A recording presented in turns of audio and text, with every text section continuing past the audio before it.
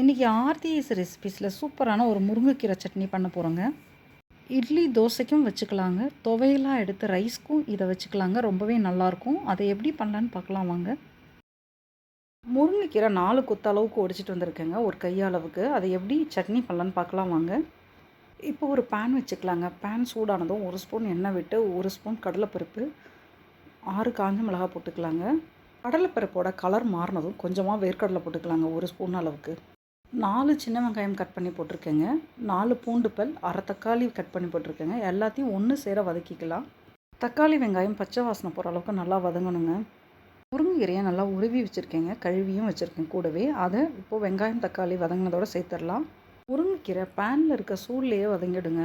வெங்காயம் தக்காளியில் இருக்க சூடு எல்லாமே சேர்த்து ஒன்று போல் வதங்கிடுங்க. முருங்கைக்கீரையை நல்லா வதக்கி விட்டுக்கலாங்க. முருங்கைக்கீரையை தண்ணி ஊற்றி எதுவும் வேக வைக்க வேணாங்க, வதக்கினாலே போதும், சீக்கிரமாக வெந்துடுங்க முருங்கைக்கீரை. நான் கொழுந்து முருங்கைக்கீரையாக தாங்க சட்னியில் யூஸ் பண்ணியிருக்கேன். இட்லியோடு இந்த சட்னியை வச்சு சாப்பிடும்போது அளவு இல்லாமல் இட்லி சாப்பிடுவாங்க. ரைஸோடையும் பிசைஞ்சு சாப்பிட்டுக்கலாம், வெரைட்டி ரைஸோடையும் நம்ம சைட் டிஷ்ஷாக வச்சு சாப்பிட்டுக்கலாங்க. ரொம்பவே நல்லாயிருக்கும். நான் கொஞ்சமாக 1/4 ஸ்பூன் அளவுக்கு ஜீரகம் சேர்த்துக்கிறேங்க. குழந்தைங்க இந்த சட்னியை சாப்பிடும்போது சீக்கிரமாக செரிமானம் ஆகுங்க, அதனால் கொஞ்சமாக நம்ம ஜீரகம் சேர்த்துக்கலாங்க. சட்னிக்கு தேவையான அளவு உப்பும் சேர்த்துடலாம். தேங்காய் பூ நான் ஒரு 3 ஸ்பூன் அளவுக்கு சேர்த்துருக்கேங்க. தேங்காய் பூ போட்டால் சட்னி ரொம்பவே டேஸ்ட்டாக இருக்குங்க. எல்லாத்தையுமே மொத்தமாக மிக்ஸி ஜாரில் போட்டு தண்ணி இல்லாமல் முதல்ல குறைன்னு அரைச்சி எடுத்துடலாங்க. இது மாதிரி பதம் வந்தோடனே கொஞ்சமாக சட்னியில் தண்ணி ஊற்றி அரைச்சிக்கலாம். இப்போ சூப்பராக முருங்கைக்கீரை துவையல் ரெடியாக இருக்குங்க. இது ரைஸோடு கூட போட்டு அப்படியே பிசைஞ்சு சாப்பிட்லாங்க, நல்லாவே டேஸ்ட்டாக இருக்குங்க. இப்போ இந்த துவையலை நம்ம சட்னியாக கரைச்சிக்கலாங்க. இந்த துவையலில் நான் 2 ஸ்பூன் எடுத்து வச்சுக்கிறேங்க, மதியமாக சைட் டிஷ்க்கு, வெரைட்டி ரைஸ்க்கு. எல்லா வெரைட்டி ரைஸ்க்குமே இதை நம்ம சைட் டிஷ்ஷாக யூஸ் பண்ணிக்கலாம்.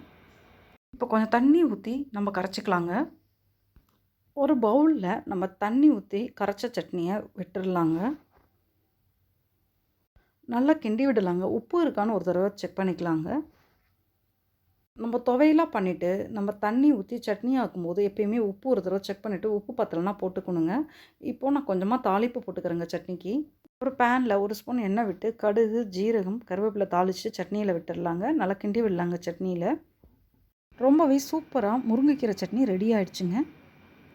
இட்லி தோசையோடு வச்சு சாப்பிடும்போது ரொம்பவே நல்லாயிருக்குங்க. 4 இட்லி சாப்பிட்றவங்க 10 இட்லி சாப்பிடுவாங்க, அந்த அளவுக்கு டேஸ்ட்டாக இருக்கும். இதே மாதிரி ஒரு ஹெல்த்தியான முருங்கைக்கீரை சட்னியை உங்கள் வீட்லேயும் பண்ணி பாருங்கள். இதை டெய்லி கூட சாப்பிட்லாங்க, உடம்புக்கு ரொம்பவே நல்லதுங்க இந்த சட்னி. எங்கள் வீட்டு குழந்தைங்கள்லாம் முருங்கைக்கீரை சாப்பிட மாட்டாங்கங்க. இது மாதிரி சட்னியாக பண்ணி கொடுக்கும்போது ஈஸியாக சாப்பிட்ருவாங்க, ரொம்பவே நல்லாவும் இருக்கும். ட்ரை பண்ணுங்கள். 2 இட்லியை எடுத்து முருங்கைக்கீரை சட்னியை தாராளமாகவே ஊற்றிக்கலாங்க. நான் காரம் கம்மியாக தாங்க வச்சுருக்கேன். இட்லியோட இந்த சட்னியை வச்சு பிசைஞ்சு சாப்பிடும்போது ரொம்பவே டேஸ்ட்டாக இருக்குங்க. நீங்களும் ட்ரை பண்ணி பாருங்கள். என்னோடய சேனலுக்கும் சப்போர்ட் பண்ணுங்கள். என்னோடய சேனலையும் மறக்காமல் சப்ஸ்கிரைப் பண்ணிவிடுங்க.